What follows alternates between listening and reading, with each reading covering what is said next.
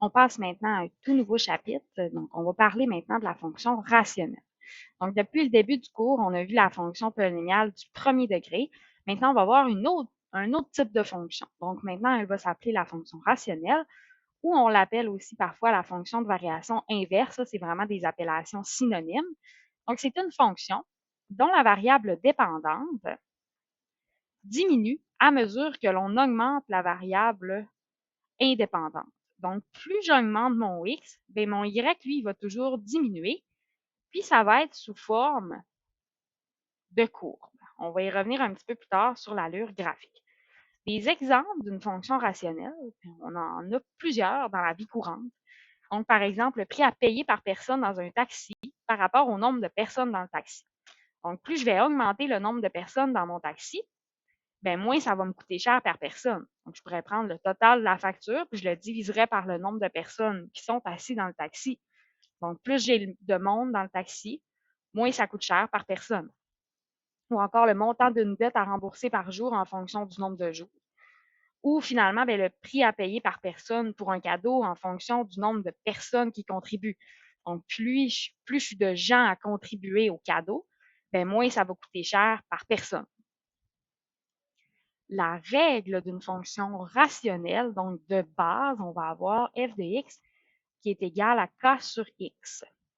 Le paramètre k, donc k, ça va être un paramètre qui va correspondre, puis on va le voir encore plus précisément un petit peu plus tard dans des exemples, donc qui va correspondre au produit, donc à la multiplication des valeurs de chacun des couples x, y. Donc, par exemple, ben, si j'ai un couple 2, 4 qui appartient à une fonction rationnelle, ben, le paramètre k, ben, ça serait la multiplication de x et de y. Donc, 2 fois 4, qui me donne 8. On va parfois avoir besoin de venir reconnaître une fonction rationnelle dans une table de valeurs. Donc, ça se pourrait que dans un problème donné, je vous dise qu'on a une fonction rationnelle, ou ça se pourrait que dans un problème donné, bien, je vous donne seulement une table de valeurs et que vous devez venir identifier par vous-même est-ce que c'est une fonction polynomiale du premier degré que j'ai vu précédemment dans le cours, ou est-ce que c'est plutôt une fonction rationnelle.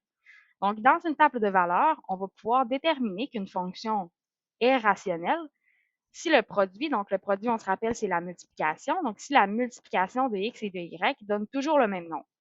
Donc, ça va être notre valeur de k.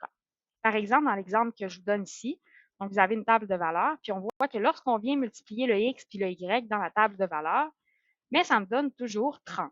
Donc, ça, bien, étant donné que j'obtiens toujours la même valeur, ben, c'est une fonction rationnelle. Puis cette même valeur-là qui revient toujours, bien, ça va être mon paramètre k de ma fonction rationnelle. Donc, directement, j'ai trouvé la règle de ma fonction rationnelle. Une fois que je connais mon paramètre k, c'est le seul paramètre que j'ai à trouver. Donc, une fois que je connais mon paramètre k, je connais la règle de ma fonction rationnelle. Si on n'obtient pas toujours le même résultat en multipliant les valeurs de x, ça veut dire de x et de y, pardon. Donc, ça veut dire que la fonction n'est pas rationnelle. Toutefois, si on obtient environ la même valeur, donc la fonction est rationnelle. Donc, ça se pourrait que ça ne soit pas toujours des valeurs exactes, mais si c'est à peu près pareil toujours, c'est une fonction qui est rationnelle.